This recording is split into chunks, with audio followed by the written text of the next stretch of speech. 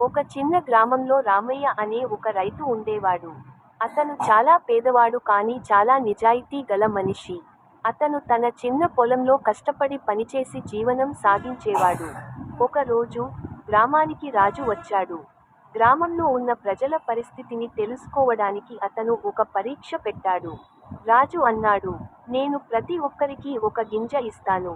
మీరు దీన్ని నాటి, ఒక సంవత్సరం తర్వాత మొక్కగా తీసుకురండి.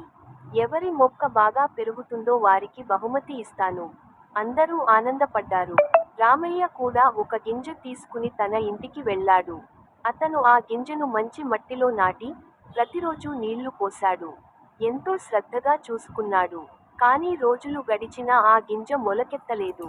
1 నెల, 2 నెలలు, 6 నెలలు గడిచినా ఎలాంటి మొక్క కనిపించలేదు. రామయ్య బాధపడ్డాడు. నేను ఎంత కష్టపడ్డా మొక్క రాలేదు. కానీ నిజం చెప్పాలి అని అనుకున్నాడు. ఇంకా 1 సంవత్సరం పూర్తయింది.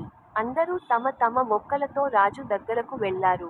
వారి మొక్కలు చాలా అందంగా, పుష్పాలతో నిండిపోయి ఉన్నాయి. రామయ్య మాత్రం ఖాళీ కుండతోనే వెళ్ళాడు.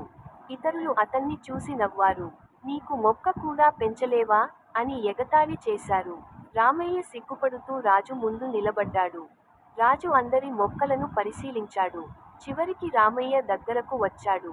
నీ మొక్క ఎక్కడా అని అడిగాడు. రామయ్య వినమ్రంగా అన్నాడు, మహారాజా, నేను మీరు ఇచ్చిన గింజనే నాటాను. ఎంతో శ్రద్ధగా చూసుకున్నాను. కానీ అది మొలకెత్తలేదు. అందుకే నేను ఖాళీ కుండతో వచ్చాను. అప్పుడు రాజు చిరునవ్వు నవ్వాడు. అతను అన్నాడు, ఇక్కడ ఉన్న వారిలో నిజమైన విజేత రామయ్య. అందరూ ఆశ్చర్యపోయారు. రాజు చెప్పాడు, నేను మీ అందరికీ ఇచ్చిన గింజలు ఉడికించినవి. అవి ఎప్పుడూ మొలకెత్తవు. కానీ మీరు అందరూ వేరే గింజలు నాటి మొక్కలు తెచ్చారు. ఒక్క రామయ్య మాత్రమే నిజాయితీగా వచ్చాడు. రామయ్యను రాజు గౌరవించి బహుమతి ఇచ్చాడు. నీతి, మోరల్: నిజాయితీ ఎప్పుడూ గెలుస్తుంది. అబద్ధంతో గెలిచిన విజయం నిజమైనది కాదు.